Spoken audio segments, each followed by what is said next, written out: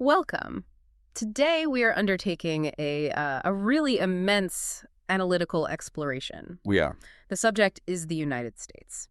And it's a nation of, well, contradictions of massive scale and a history that seems to consistently juxtapose these revolutionary ideals of liberty with some deeply entrenched systems of profound injustice. It truly is. It's maybe the single most complex entity one can even attempt to synthesize in a focused discussion like this. Yeah. The source material we're working from it's encyclopedic. I mean, it spans 12,000 years of pre-Columbian history. It has detailed contemporary political analysis, and it even goes up to 2025 financial forecasts. So our mission then is clarity. We want to conduct a really thorough examination of all this dense material, filtering out what is just noise and pulling out the most essential information. Exactly. The goal for you listening is a shortcut to being well-informed about the complex structure and the foundational history that define the modern American reality. We're looking for those pivot points, the surprising statistics that genuinely characterize the nation today. And organization is absolutely paramount here. It has to be. Because the information just jumps across millennia. You've got geography, economics, government, culture, all mixed together. So we'll start by grounding ourselves in the foundations of American identity and its earliest, often turbulent history. Okay. Then we'll trace its explosive territorial growth, leading into its role as a global superpower, before we finish with the specific data on its geography, demographics, that colossal economy, its unique political system, and of course, its worldwide cultural footprint. All right, let's unpack this. Starting with the very foundation, its name, the United States of America. It feels like a phrase that must have been, ratified right at the moment of independence, but the sources actually pinpoint a much earlier, slightly surprising use. They do. We can trace the phrase United States of America back to a letter from January 2, 1776. So that's before the Declaration of Independence, months before. The letter was written by Stephen Moylan, an aide to General George Washington, and he was writing to Joseph Reed. The context is really important here. Moylan was trying to secure foreign assistance from Spain for the Revolutionary War effort. So the idea, the name of a unified entity, was already being used by the Continental Army's command. Precisely. The concept was already in use, right as independence was being formulated. And then, of course, it moves very quickly to formal adoption. With Thomas Jefferson. Yes. Thomas Jefferson solidifies the usage in a rough draft of the Declaration of Independence sometime after June 11, 1776. It shows just how quickly the colonies adopted that language of unification. And the name America itself, that has an even longer history. A much longer one. It comes from the Latinized name of the Italian explorer Amerigo Vespucci, Americus Vespucius. German cartographers were actually the first to apply this name to the landmass. And when was that? Way back in 1507. So the geographical name predates the political entity by over 250 years. I also saw a detail in the sources about modern formal usage. It seems to speak to the government's focus on legal clarity. That would be the U.S. government's own GPO-style manual. It directs that the full name, United States, should be used in all formal documents, treaties, executive orders, legal citations. And it also specifies its use as an adjective. Right. It says United States should precede any non-governmental entity, so you get a name like the United States Steel Corporation.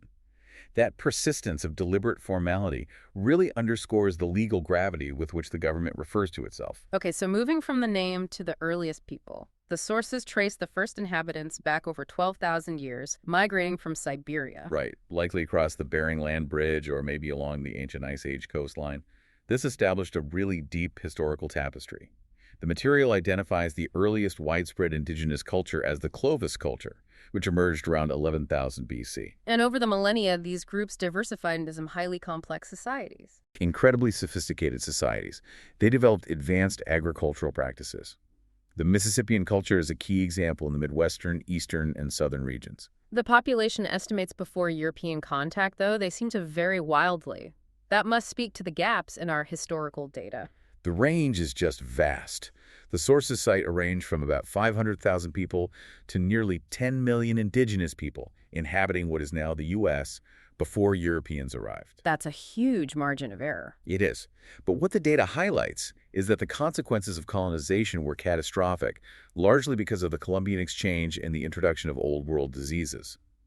In the immediate aftermath, there are estimates that up to 95% of some indigenous populations, especially in the Caribbean, perished from these new infectious diseases. And European colonization itself wasn't a purely British endeavor, at least not at the very start. No, Spain was the earliest major presence. They staked a claim with Spanish Florida in 1513. St. Augustine, founded in 1565, became the first permanent European town in the present-day continental U.S. And France was involved too. France followed, establishing settlements along the Great Lakes and the Mississippi River Valley. But it was British colonization, starting with Virginia in 1607 and Plymouth in 1620, that ultimately provided the legal and political foundation for what would become the 13 colonies. And these British colonies started establishing these really critical precedents for self-governance almost immediately. Years before the Revolution, yes. Documents like the Mayflower Compact in Massachusetts and the Fundamental Orders of Connecticut are cited as being absolutely essential precedents for local representative self-governance and for constitutionalism. Why did that develop so strongly, so early? The sources emphasized that the sheer distance separating the colonies from the British Crown was instrumental. It fostered and entrenched this powerful sense of local autonomy, which in the end made the break for independence almost inevitable. But if we look at the narrative provided, this story of liberty and self-governance is just tragically intertwined with the institutionalization of slavery. The sources paint a very grim picture. The material is explicitly clear. It states that the enslavement of Africans was practiced in all 13 colonies by 1770. All 13, not just the southern colonies. In all of them. Yeah. Furthermore, enslaved labor was the dominant, absolutely indispensable labor source supporting that incredibly profitable, large-scale plantation economy that defined the South. So this contradiction is baked in from the very beginning. It is. The pursuit of universal philosophical liberty existing right alongside the systemic institutionalization of chattel slavery. It's presented as the fundamental tragic flaw woven into the nation's fabric from its inception. Which moves us to that philosophical shift from being colonies to forming a republic. The initial friction with Britain, it was less about a full-blown revolution and more about traditional civil rights, correct? That's right. The Revolutionary War from 1775 to 1783, it really began as a civil protest over things like taxation without representation, the denial of traditional English common law rights. But it quickly moved into a revolution driven by these big Enlightenment ideals of universal rights, natural law, and popular sovereignty. And the Founding Fathers were drawing on specific philosophical traditions. Very heavily. They drew on classical, Renaissance, and especially Enlightenment philosophies from thinkers like Locke and Montesquieu.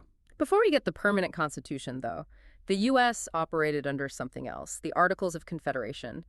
What does the material highlight about that structure? The Articles of Confederation, which were in effect from 1781 to 1789, they formalized a very decentralized government. The states retained significant power, and the central authority was intentionally weak. And that created problems. It created huge problems. The inability to levy taxes or regulate commerce effectively became apparent very quickly. This led directly to the Constitutional Convention in 1787 and the eventual ratification of the U.S. Constitution in 1789, which established the Federal Republic built on that system of checks and balances. The end of this foundational era is really marked by the actions of one person, George Washington, which established a vital unwritten rule of American governance. His conduct set two critical precedents for democratic stability. First, when he resigned as commander-in-chief after the war, he established the supremacy of civilian authority over military power. That's huge. And the second one is even more famous. His refusal to seek a third term as president, despite immense popular support. This cemented the idea of rotational office and, most importantly, the peaceful transfer of power. The sources treat this latter precedent as utterly foundational to American democracy. It is remarkable how quickly the nation moved from establishing that precedent of peaceful civilian transfer of power to, well, exercising enormous physical aggressiveness across the continent. This 19th century growth was defined by what the sources call manifest destiny. And this era was characterized by just dizzying territorial acquisition. The single largest piece of that puzzle was the Louisiana Purchase of 1803 from France. Which did what to the country's size? It nearly doubled the existing territory of the U.S. overnight. Then came the cession of Florida by Spain in 1819. The nation annexed the Republic of Texas in 1845. But the biggest transformation came from the Mexican-American War. Absolutely. That war, from 1846 to 1848, concluded with the Mexican cession, which transferred these vast territories, including what would become New Mexico and California, to the United States. This rapid expansion meant the frontier was constantly encroaching on existing Native American populations, which led to some truly tragic federal policies. The displacement of Native peoples is one of the darkest consequences of this expansion. The key legislation was the Indian Removal Act of 1830, which was championed by President Andrew Jackson. And this policy led to the period known as the Trail of Tears. From 1830 to 1850, the sources estimate that of the roughly 60,000 Native Americans who were forcibly displaced from east of the Mississippi River, a staggering 13,200 to 16,700 died during those forced marches. From what? From starvation, disease, and exposure. And the violence just intensified further west, spurred on by the lure of mineral wealth. Yes. The California Gold Rush of 1848-1849 triggered a massive, destabilizing influx of white settlers, and it immediately led to organized violence against indigenous communities.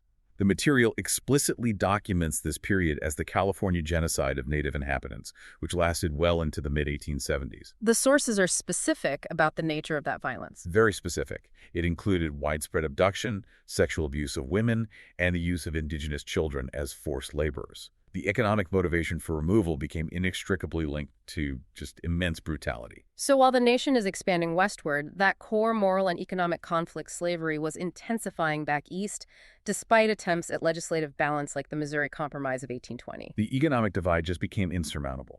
Northern states were beginning to prohibit slavery, driven by moral and industrial shifts. But the South's dependence on enslaved labor was actually strengthening. Why was it getting stronger? This reliance was cemented by the immense profitability of cotton cultivation, which was accelerated by inventions like Eli Whitney's cotton gin in 1793.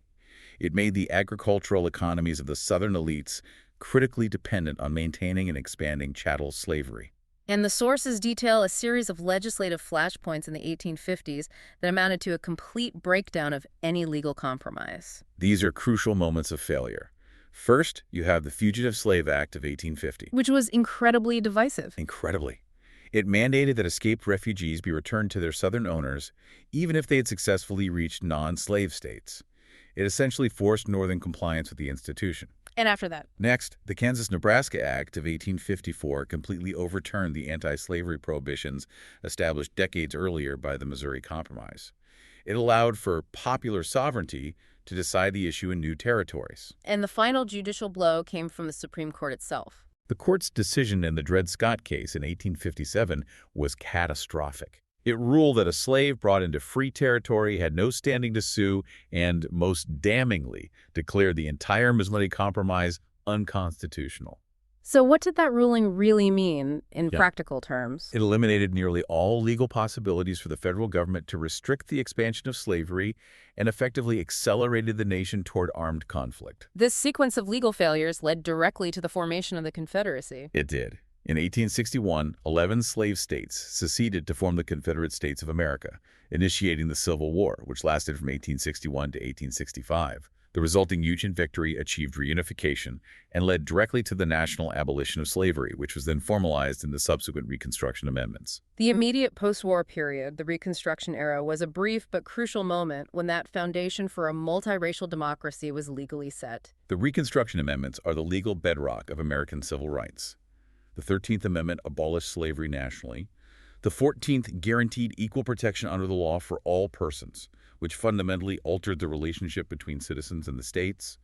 And the 15th prohibited discrimination based on race or previous servitude, especially regarding voting rights. A radical moment, as the sources say. It was a radical, albeit brief, moment of federal commitment to equality. But the material indicates that this promise was swiftly and violently undermined. This is where that historical contradiction we keep seeing reasserts itself. The reversal was systemic. The Compromise of 1877 is cited as the event that effectively ended Reconstruction by withdrawing federal troops and oversight from the South.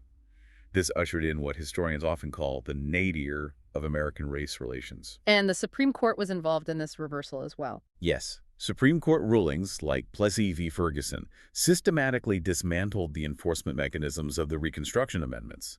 This allowed for the legal entrenchment of Jim Crow laws, racial segregation, and discriminatory economic policies like redlining across the country.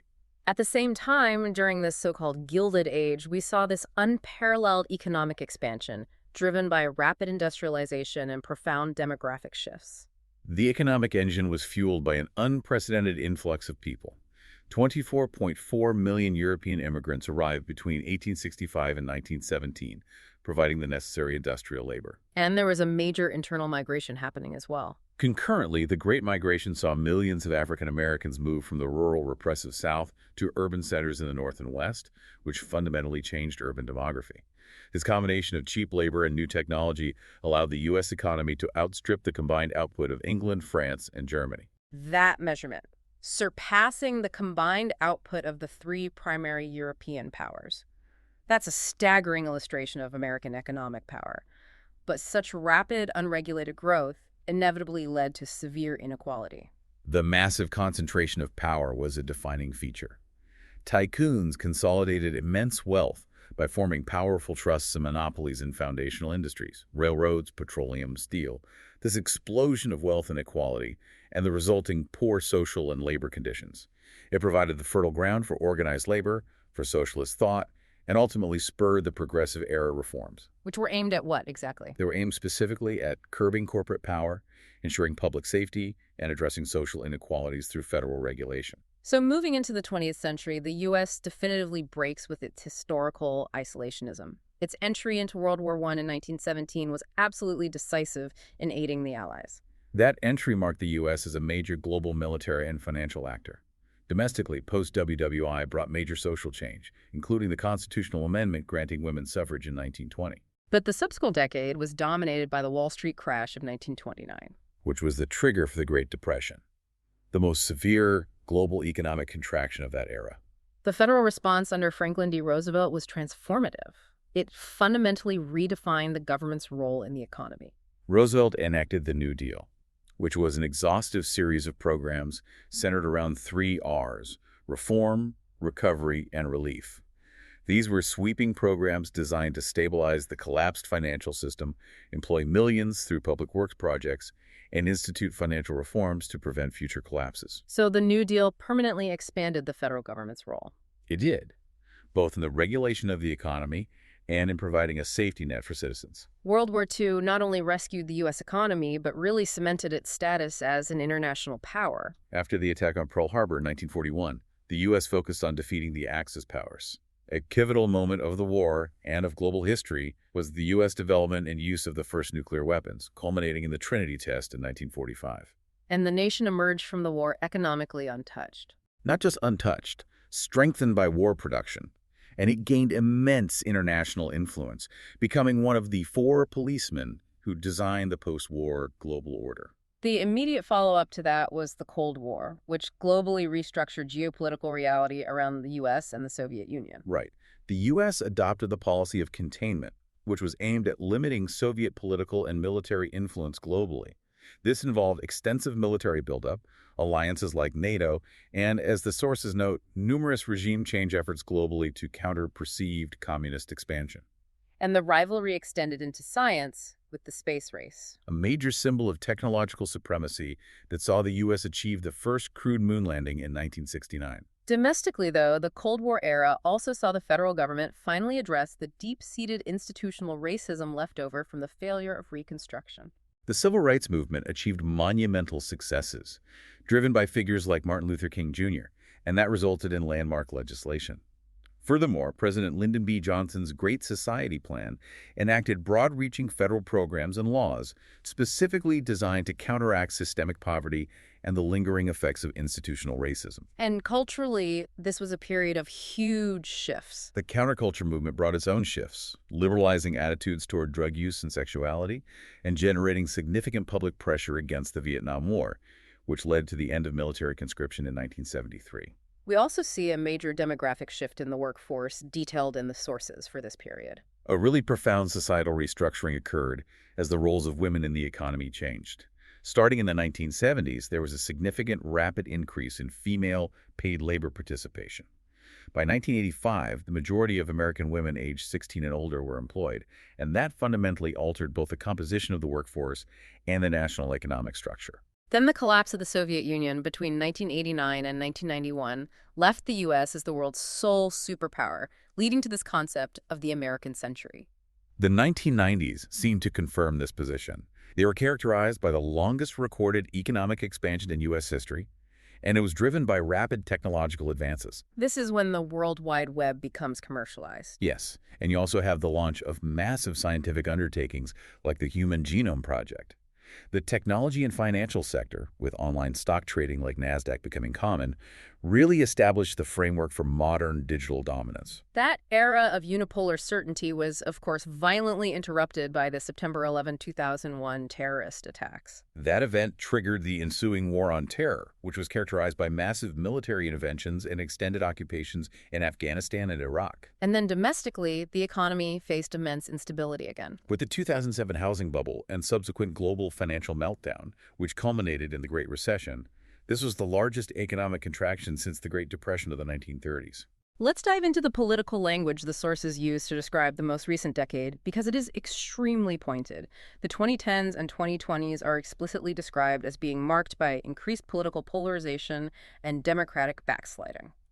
This is a critical observation, and the language is stark. The sources reference cross-national democracy measures that have actually downgraded the U.S. status. Organizations that measure democratic health globally are now ranking the country as slipping toward a mixed regime or illiberal democracy status. What does that mean exactly? It strongly suggests that the foundational democratic principles, established with such optimism in 1789, are now facing serious, systemic internal challenges. And the culmination of that internal challenge was detailed in the source material with unambiguous language regarding the January 2021 Capitol attack. Yes, the sources describe the attack as an attempted self-coup d'etat. This is a profound historical designation. It signifies that the action was aimed specifically at preventing the peaceful transfer of power, the very precedent established by George Washington at the nation's founding. So this political turbulence is framed as the ultimate contemporary contrast to the stability the U.S. projected throughout the Cold War. That's right.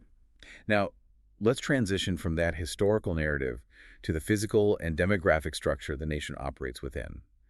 The sheer physical scale of the U.S. really dictates its complexity. It is the world's third largest country by total area totaling almost 3.8 million square miles when you include coastal and territorial waters. It sits just behind Russia and Canada. And that vast scale must account for the incredible geographic and climatic variety noted in the sources. Absolutely. The geography is immense. On the East Coast, you have the coastal plain leading to the older, more eroded Appalachian Mountains. Central to the continent is the vast Mississippi River system, which is the world's fourth longest. And that drains the entire interior of the continent. It does. West of that is the immense, fertile expanse of the Great Plains, followed by the towering young Rocky Mountains, with many peaks exceeding 14,000 feet. The sources mention a specific geological feature within the Rockies that is critical. That would be the Yellowstone caldera. It's the massive supervolcano underlying Yellowstone National Park.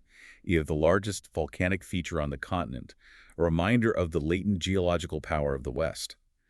Farther still are the arid climate zones, the Great Basin, the Chihuahuan, Sonoran, and Mojave deserts leading up to the Pacific coastal ranges. And we have to account for Alaska and Hawaii, two regions that are geographically so distinct from the contiguous 48 states. Right. Alaska boasts the highest peak in North America, Denali, at 20,310 feet, and is marked by active volcanoes and massive glaciers. Hawaii is a volcanic archipelago that is physiographically part of Oceania. This massive landmass incorporates almost all major climate types globally, from humid continental in the northeast to arid in the southwest and truly tropical in Hawaii and South Florida. What stands out in the source material regarding weather is how the U.S. interacts with its climate zones. The statistic is striking. The U.S. receives more high-impact extreme weather incidents than any other country globally. More than any other country. Yes. This reflects its size, its varied climate zones, and its susceptibility to powerful atmospheric phenomena, particularly hurricanes along the Gulf Coast, and the concentration of severe tornadoes in the central region known as Tornado Alley. And the sources mention climate change is making this worse. Significantly more frequent in the 21st century. Things like severe droughts in the Southwest, and triple the number of heat waves compared to the 1960s. On the conservation side, the U.S. is identified as one of only 17 megadiverse countries. Which means it hosts an exceptionally large number of endemic species. We are talking about 17,000 species of vascular plants in the contiguous U.S. and Alaska alone, plus another 1,800 in Hawaii. It's also important to note the ownership structure of this land. About 28% of the country's total area is publicly and federally managed, primarily concentrated across the less populated western states. Okay, turning now to demographics. The sheer population size places the U.S. third globally. The 2024 population estimate is over 340 million people. Interestingly, the material notes that the majority of Americans live in the suburbs of major metropolitan areas, reflecting a post-war urbanization and decentralization trend. The median age is 39.1 years, and the nation is characterized by extreme diversity, with 37 ancestry groups claiming over 1 million members. What does the most recent detailed census data tell us about the racial and ethnic composition of that population? The 2020 census data shows that white Americans, defined as those tracing ancestry to Europe, the Middle East, or North Africa, form 61.6% of the population. Hispanic or Latino Americans are the second largest and fastest growing group, making up 18.7%. Black Americans represent 12.4%, and Asian Americans account for 5.9%. So a composition that reflects ongoing immigration. Both recent and historical, which is constantly reshaping the national identity. When discussing language, there's a recent development regarding the official status of English that clarifies a long-held de facto reality. That's a key detail.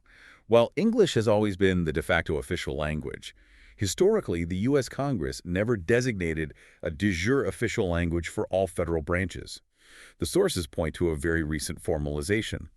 Executive Order 14224 in 2025 formally declared English official at the federal level. But not at the state level. No. The sovereignty of the states means 19 states, and the District of Columbia still have no official language designated. And Spanish remains the massive secondary language. It is the undisputed second most common language, with 41.2 million speakers using it at home. Additionally, the U.S. is home to 169 Native American languages that are still spoken, with 20 of them only officially recognized within the state of Alaska. Regarding religion, the First Amendment's guarantee of free exercise and its prohibition on establishing a religion has fostered tremendous religious diversity. The U.S. is often described as one of the most religiously vibrant, wealthy nations. It hosts the world's largest Christian population, including the fourth largest Catholic population globally. However, the intensity of religious practice varies starkly by region. Evangelical Protestantism dominates the cultural landscape of the Southern Bible Belt. While other regions are more secular. Exactly. The sources indicate that areas like New England and the western United States tend to be significantly more secular. The specific concentration of Mormonism as the predominant religion in Utah is also highlighted. Finally, let's look at health and education metrics, which provide a window into the societal challenges the nation faces despite its immense wealth. Starting with life expectancy. Life expectancy in 2023 was 78.4 years, showing a small recent gain primarily due to decreases in mortality from COVID-19, heart disease, and cancer. But the sources emphasize a longer, more troubling trend. They do. U.S. life expectancy fell behind that of other wealthy industrialized countries, starting way back in 1998, and this health disadvantage gap has been steadily widening ever since, driven by systemic issues. The sources outline specific, alarming public health issues that contribute to this decline. The U.S. has the highest suicide rate among high-income countries, and 2/3 of American adults are classified as obese or overweight. But the single most striking structural detail is the healthcare system itself. The U.S. is the only developed country without a system of universal health care. Yet it spends the most. It outspends any other country globally, both per capita and as a percentage of GDP on healthcare, consistently achieving worse outcomes than its peer nations.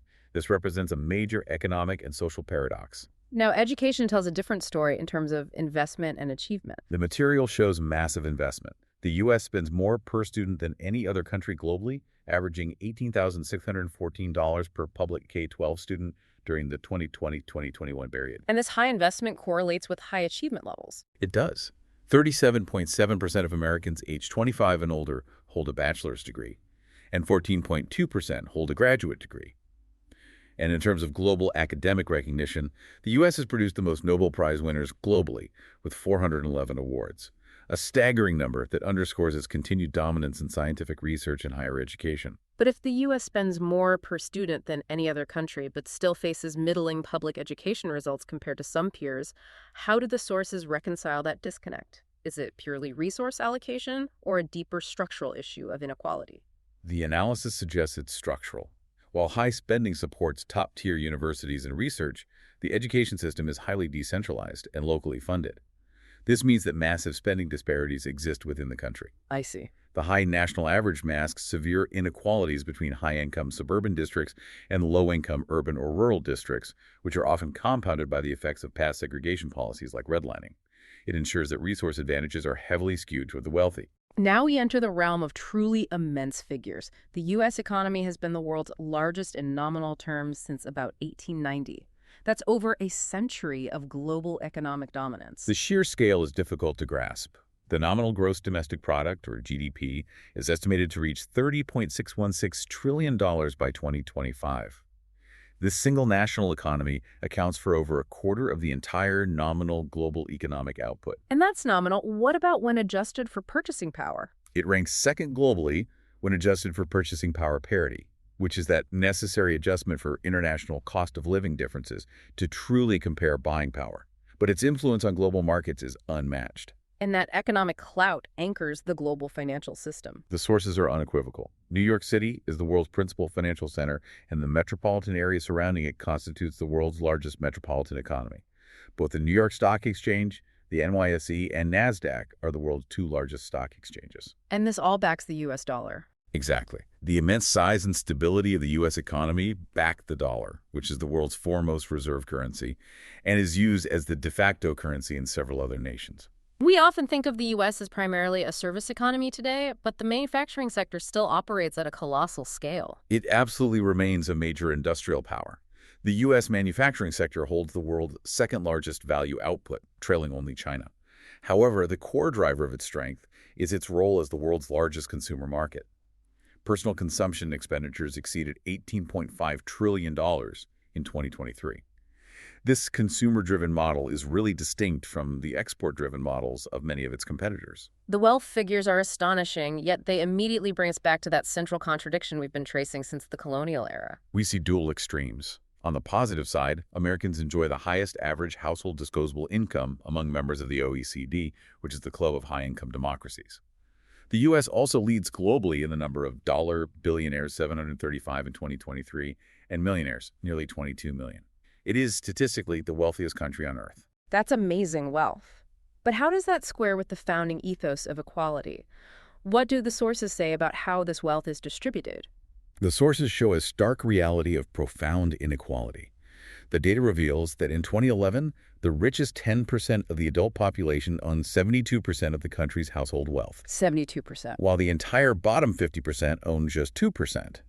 Furthermore, U.S. income inequality reached a record high in 2019, confirming that the country maintains some of the highest wealth and income inequality levels among its OECD peers. And that severely complicates the narrative of a fully open, opportunity-driven society. It does. This high inequality necessarily connects directly to the social safety net and the welfare system provided by the government. The U.S. welfare state is small compared to its high-income counterparts.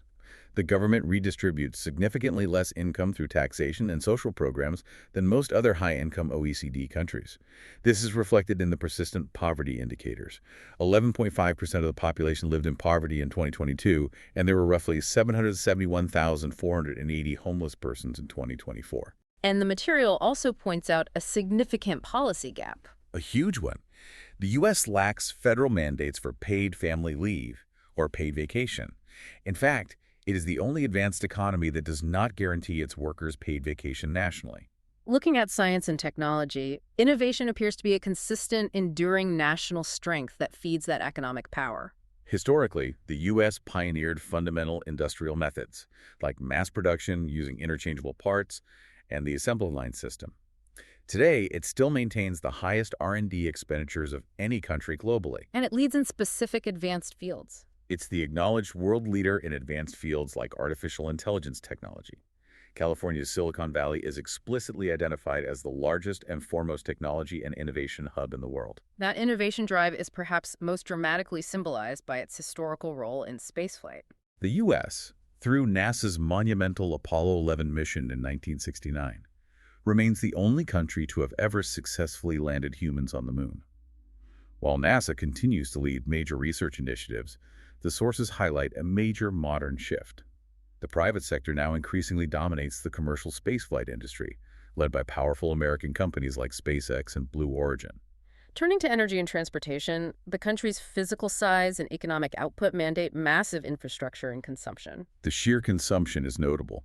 Despite having only about 4% of the world's population, the U.S. consumes approximately 16% of the world's energy.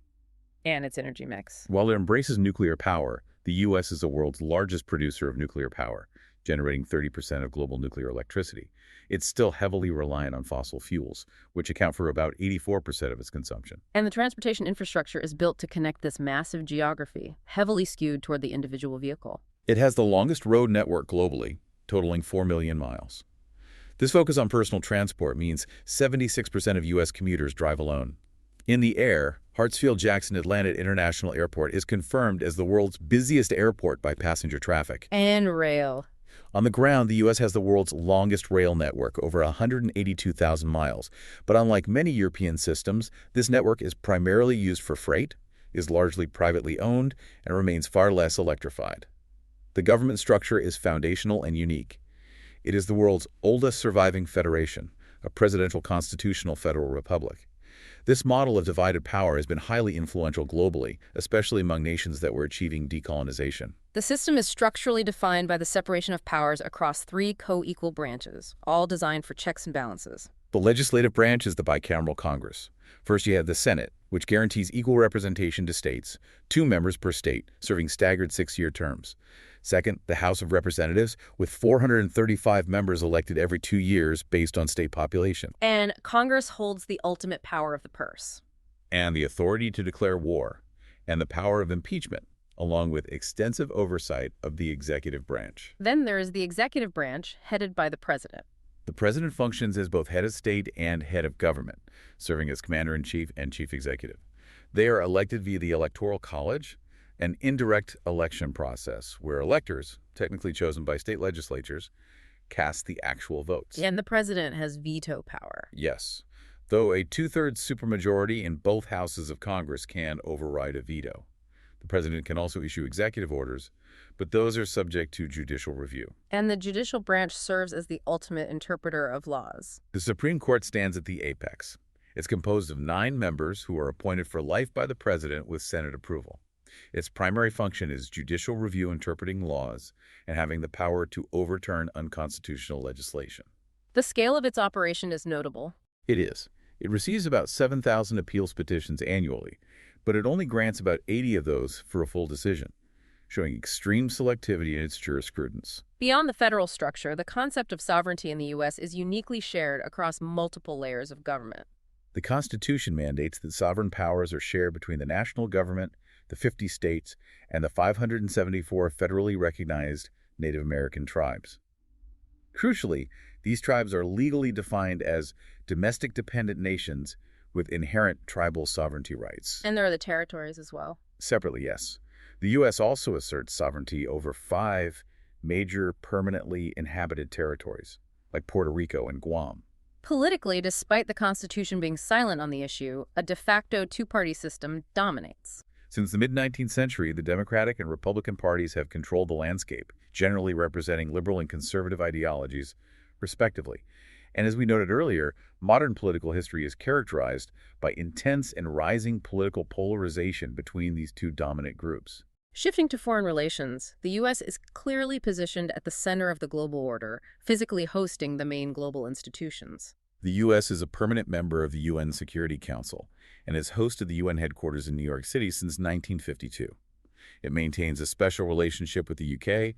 and strong diplomatic ties with NATO allies Japan, South Korea, and Israel. The material also references a strategic geopolitical focus shift. Yes, toward the Indo-Pacific region, through participation in the Quadrilateral Security Dialogue alongside Australia, Japan, and India. The sources detail recent complexities in foreign policy regarding a specific major European conflict. There was noted turbulence concerning the Russo-Ukrainian war. The sources indicate that following the 2024 presidential election, the president sought to negotiate an end to the conflict, which resulted in a pause in all military aid to Ukraine and an end to U.S. intelligence sharing in March 2025. But that was restored. It is confirmed, however, that both aid and intelligence sharing were eventually restored later that year, showing a dynamic, non-linear foreign policy approach. Now for military power. The resources committed here are the highest in the world by a vast margin. The military budget is globally unmatched. In 2024, the U.S. spent $997 billion on defense. That accounts for 37% of the total global military spending. It operates about 800 bases and facilities abroad and possesses the world's second-largest nuclear stockpile, only slightly behind Russia. How does the source material suggest that massive expenditure influences U.S. foreign policy doctrine? The data strongly implies a doctrine of continuous proactive engagement.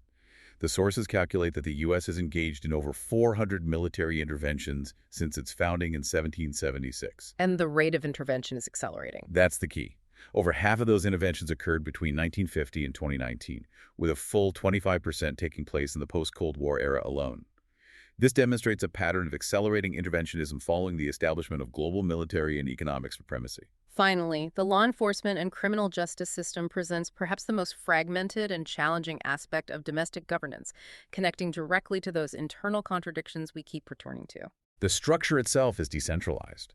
There is no unified criminal justice system, but rather thousands of independent systems operating across federal, state, local, and tribal levels. And the result of this system? The profound result is shocking.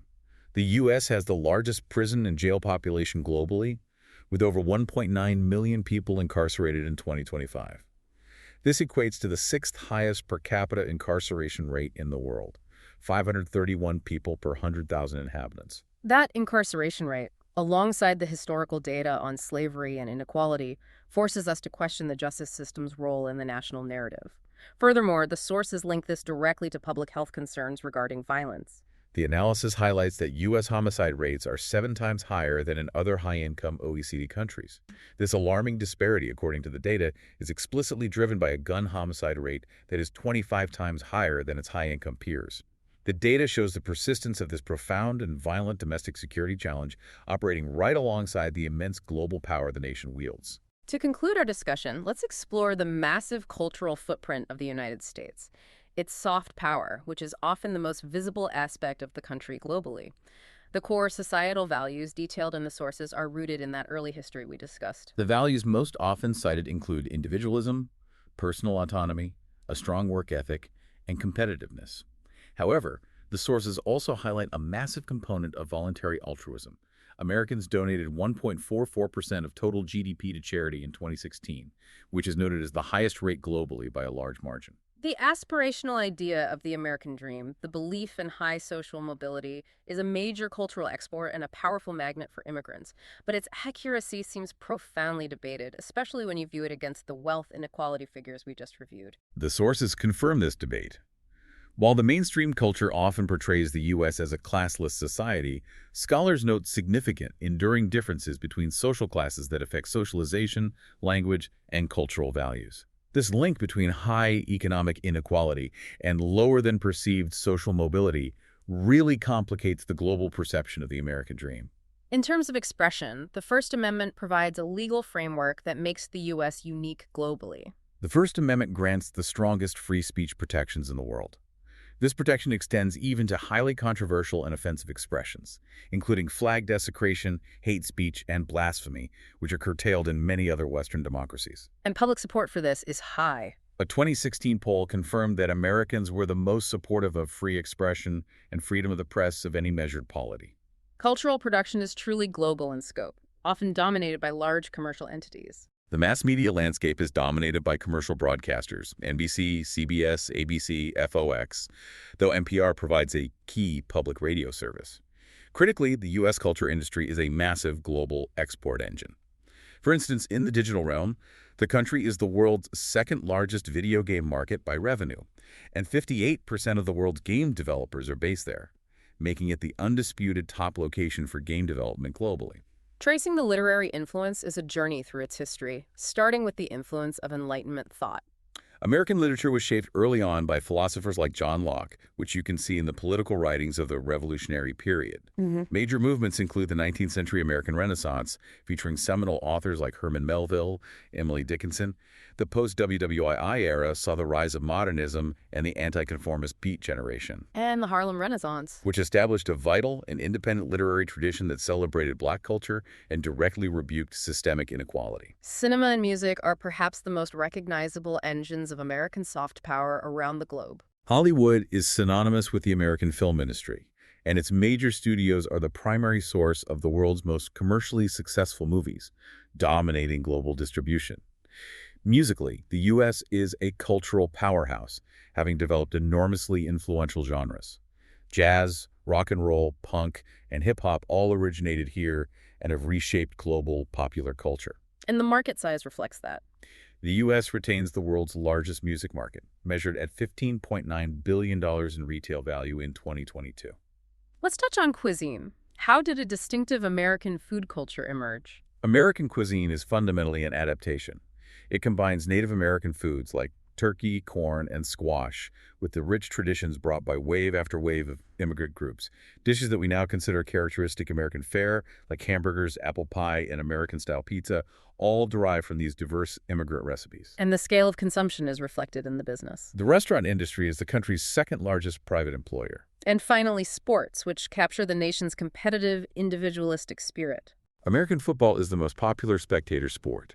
The National Football League boasts the highest average attendance of any sports league worldwide, culminating in the cultural spectacle of the Super Bowl. Baseball, while perhaps surpassed in popularity, is traditionally revered as the national sport. And internationally. In international competition, U.S. athletes have won the most total Olympic medals of any country, with 2,968. Furthermore, sports like basketball, volleyball, skateboarding, and snowboarding are all cited as American inventions that have gained significant global popularity. This structured analysis really reveals the United States as a true paradox of unprecedented scale and persistent fundamental contradiction. We had the data confirming the $30 trillion economy and the $997 billion defense budget, demonstrating unparalleled global scale. But that power is built upon deep historical and structural conflicts. What the sources compel us to confront is the constant tension, the reconciliation of the 1776 Declaration of Independence, founded on universal rights, with the concurrent, immediate, and systemic enslavement of Africans in all 13 colonies and the violent policies of Indian removal and genocide that defined 19th century expansion. This tension never truly disappears. And in the modern context, we see these contradictions manifesting acutely. The nation remains a global leader in technological innovation, higher education, and cultural soft power, yet simultaneously faces severe domestic challenges that place it outside the norms of its high-income peers. Things like extreme wealth inequality. An absence of federally mandated paid leave, the world's largest prison population, and homicide rates driven by guns that are 25 times higher than other wealthy nations. So what does this all mean for you? We are left with a final, provocative question to consider. How does the nation's foundational belief in Enlightenment values in liberty, equality, and popular sovereignty continue to clash with the latest statistics detailing record income inequality and an astonishingly high incarceration rate? That enduring tension between the aspirational founding ideals and the harsh statistical realities of the present day is what truly defines the American journey moving forward. We encourage you to explore the original source material on all of these complex topics further on your own. Thanks for listening.